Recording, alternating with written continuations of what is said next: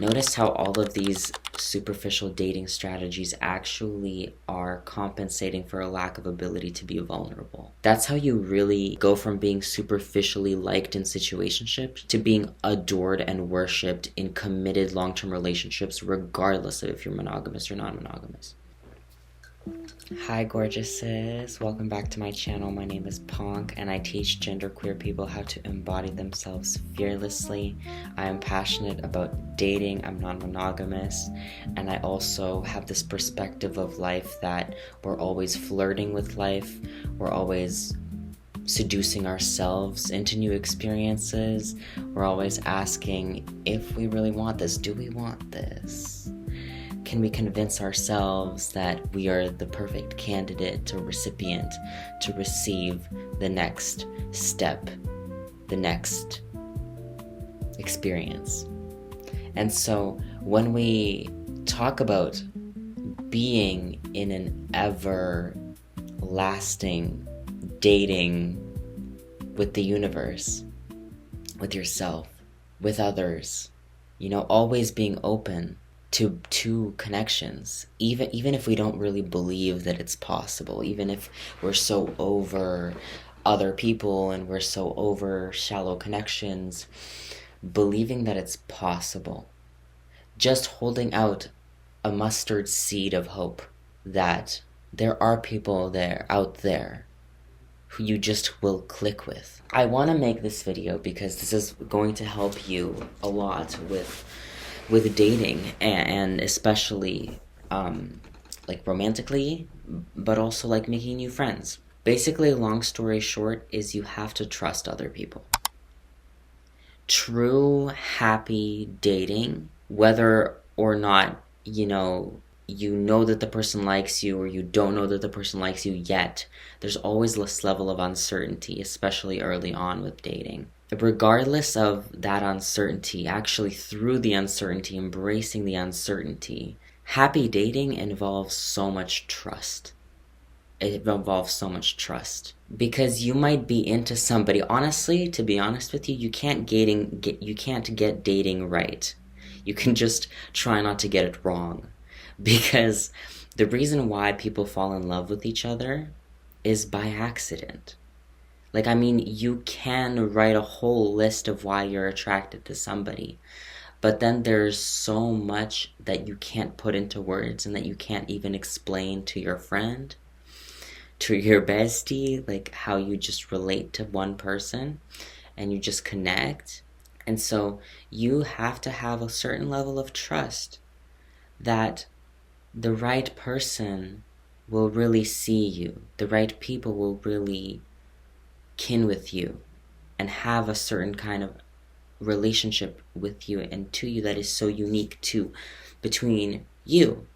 I'm also planning on making a video about how dating strategies don't work, and it's for the same reason, is that at the end of the day, if you are relying solely on a strategy to overcompensate for a lack of ability to emotionally connect with other people, that dating strategy is going to be meaningless.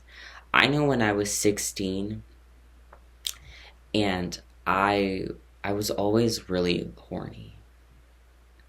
And when I was 16, I was peak of my, I don't know if that really was the peak, because I'm still. But I used to be so driven in that way. I was talking to everybody. I was complimenting everyone, and I was trying to use all these strategies to get girls to like me. And I never really got very far with anybody because I wasn't listening. I wasn't listening to the context of the situation. Also, I wasn't aware of what was really compatible for me because I was so focused on trying to get a person to like me instead of using every piece of information about them just as data collection about who they are as a person and whether or not we would really work. I was defining my worth based on how other people were reacting to me. So if somebody ghosted me, or if somebody didn't respond or get back to me, I didn't think, oh, they're probably just a human living their own life, and this says nothing about me. I immediately would think, oh, they have the power because they responded last, or I responded last and they didn't get back to me, so that means they have the power. Or I have the power because they're the one who sent the last message and I didn't reply.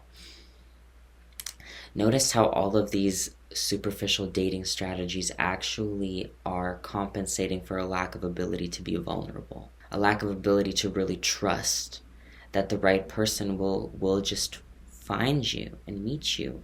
And I can tell you from experience, when you meet someone you click with, you don't need a dating strategy anymore.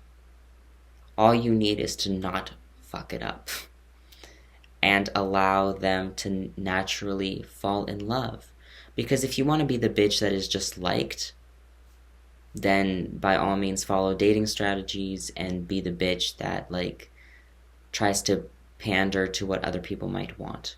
But if you really want to be loved, if you're in the business of being loved, you're going to have to be multidimensional and be light and shadow, feminine and masculine. Be all these things. I made this list the other day, and I'm going to show it to you because it's really relevant.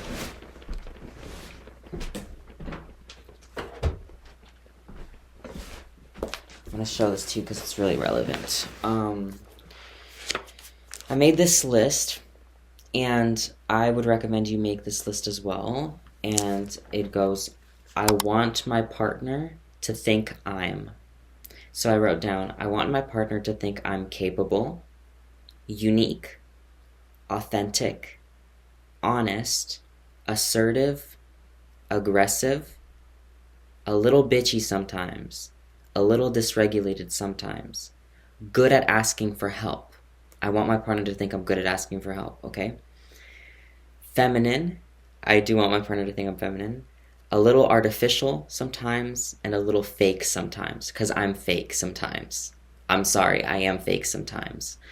And I want my partner to see that I'm fake sometimes and love me through that.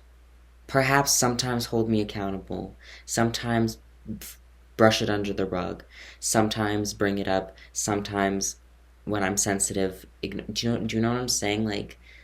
That's how you really go from being superficially liked in situationships to being adored and worshipped in committed long-term relationships, regardless of if you're monogamous or non-monogamous. I also want my partner to think I'm confrontational, open, a little dominant, a little insecure sometimes, because honestly, I'm so insecure about especially my physical appearance. Honestly, today was a big day where I was just accepting that my nails can look fucked like this, and I'm still feminine, and I'm still perfect. I don't need my nails perfectly done to feel perfect, to be perfect. And besides, my nails aren't always going to be done. So my partner should be loving of every aspect of me, right? And I also want my partner to think I'm vulnerable and confident. So notice how so many of these can be considered contradicting, but I want my partner to think I'm bitchy sometimes, because if I want my partner to think I'm assertive and honest and authentic, I might come off as bitchy sometimes.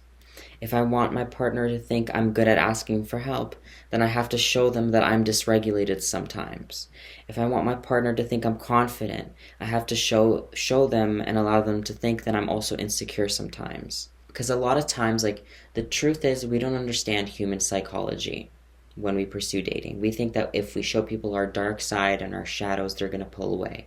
But the truth is, if people really care about you and if they really love you, they want to help you get better.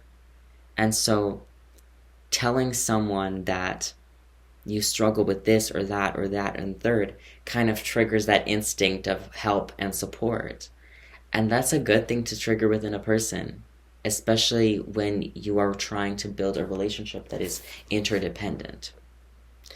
Let me tell you something, and I'm going to end this video here.